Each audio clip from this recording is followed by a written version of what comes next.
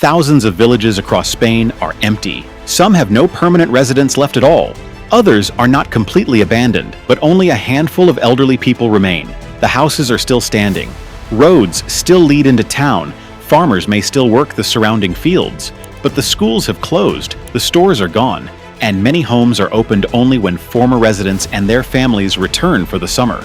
What makes this so strange is that these villages are not sitting on isolated islands or deep inside an unreachable desert. Many are scattered across the heart of Spain, a country whose population is still growing and whose largest economic center, Madrid, sits near the middle of the map. By April 2026, Spain's population was approaching 49.7 million, the highest level in its history. Yet 4,975 of the country's municipalities had fewer than 1,000 residents. In Spain, a municipality is a local administrative area that may include a small town, a village, and the surrounding countryside. So where did the people of inland Spain go? There is no single answer. Some villages declined because farming no longer required as many workers. Others were left behind as investment, jobs, and infrastructure moved toward major cities and the coast. A few communities were emptied directly by the government. Together, these changes created what Spaniards now call La España vaciada, emptied Spain. The phrase matters. It suggests that these places were not always empty. Political decisions and economic changes gradually pulled people away from the interior. Geography made inland Spain vulnerable from the beginning. Much of the country's center lies on the Meseta Central, a vast elevated plateau surrounded by mountain ranges. Summers are dry.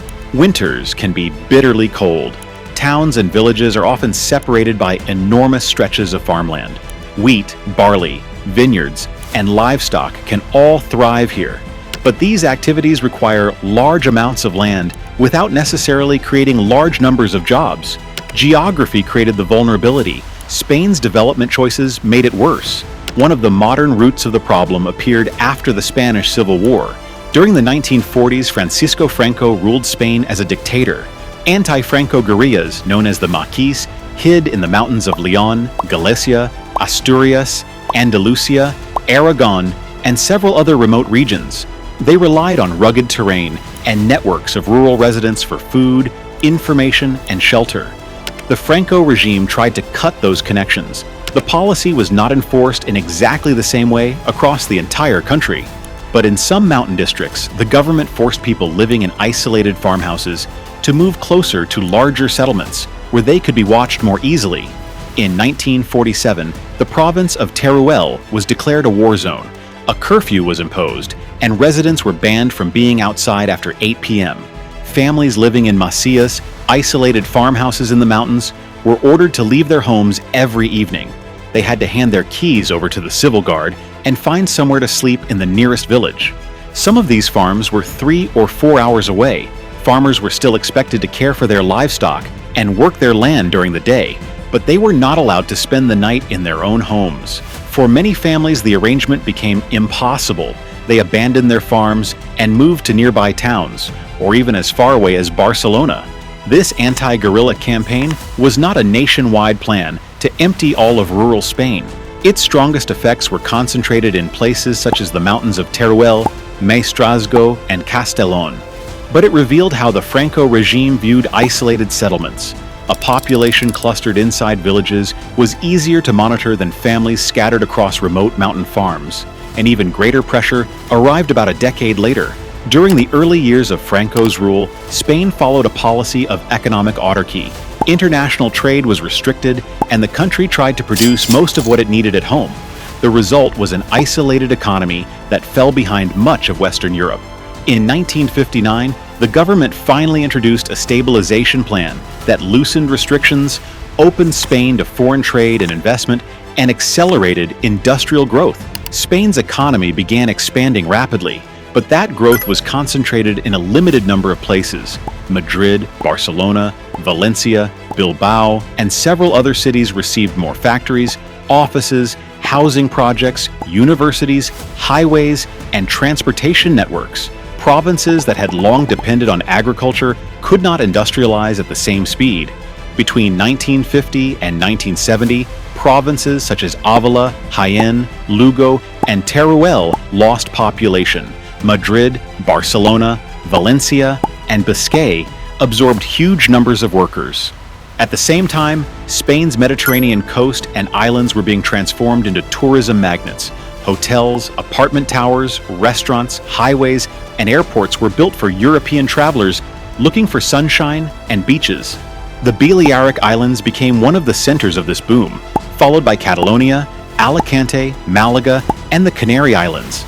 In the Balearics alone, annual tourist arrivals increased from roughly 300,000 in 1958 to 3.5 million in 1973. For young people in the interior, the difference was impossible to miss. Farms were becoming more mechanized and needed fewer workers. Cities and coastal resorts were hiring factory laborers, construction workers, drivers, hotel staff, and service employees. Better roads and greater access to cars made migration easier. People no longer had to wait for industry to arrive in their village. They could move to where the jobs already were. Spain's rural exodus reached its peak between 1950 and 1975. From 1961 to 1965, municipalities with fewer than 2,000 residents lost a combined total of roughly 100,000 people every year. Across the second half of the 20th century, Spain's rural population fell by about 40%. The decline was even more severe in parts of the interior, where some regions lost more than half of their residents. Most of the people who left were young. Villages did not just lose workers, they lost the people most likely to marry, raise families, and create the next generation.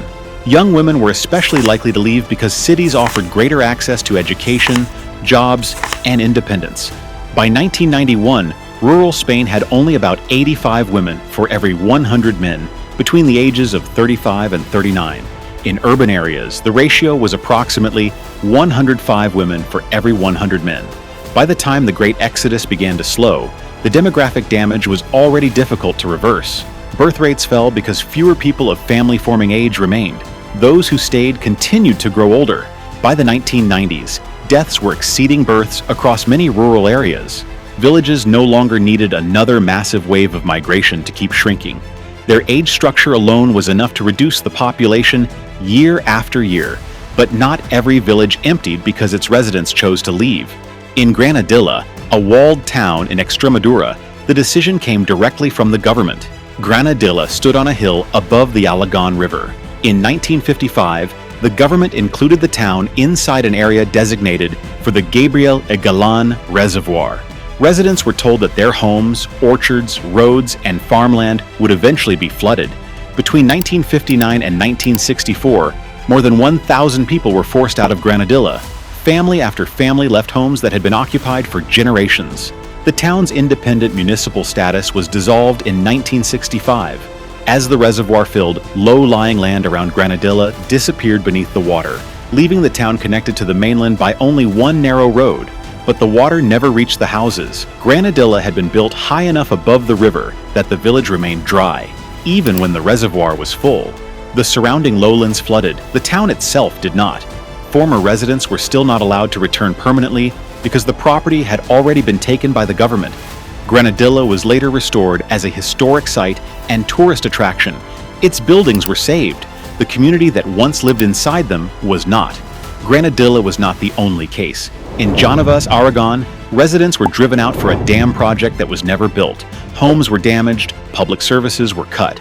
The final resident left in 1984. The project was not officially canceled until 2005. Years later, some of the children and grandchildren of the displaced families began rebuilding their ancestral homes. These cases are different from villages that declined through economic migration, but they reveal who often paid the price for Spain's modernization. Dams supplied water and electricity. Factories, transportation networks, and tourism helped the national economy expand.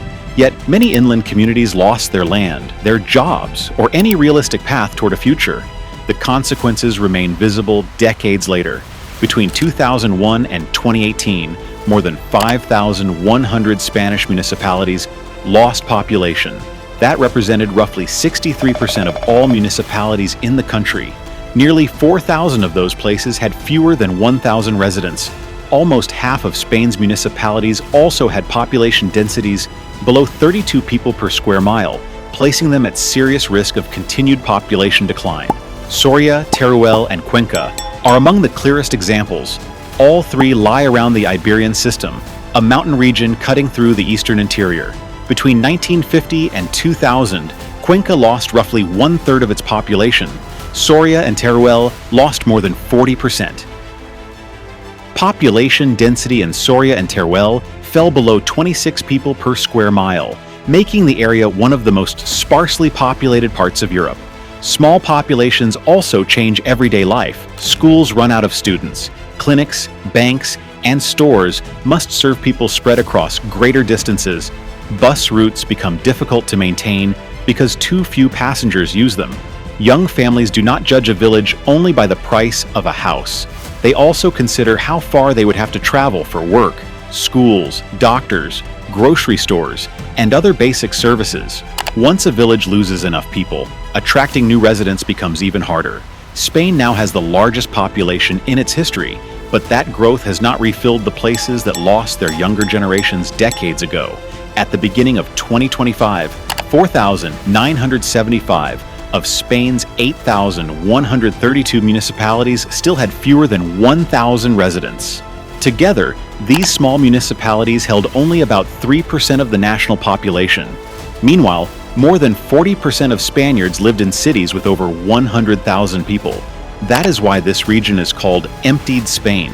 The land has not disappeared. Its fields still produce food. Its reservoirs still provide water and electricity. Its roads connect the urban economies that continue to grow. What is disappearing is the number of people willing or able to build an entire life there. A village does not truly die when its final house begins to collapse. It starts disappearing much earlier, when the next generation can no longer find a reason to stay, and the country gives them too few reasons to return.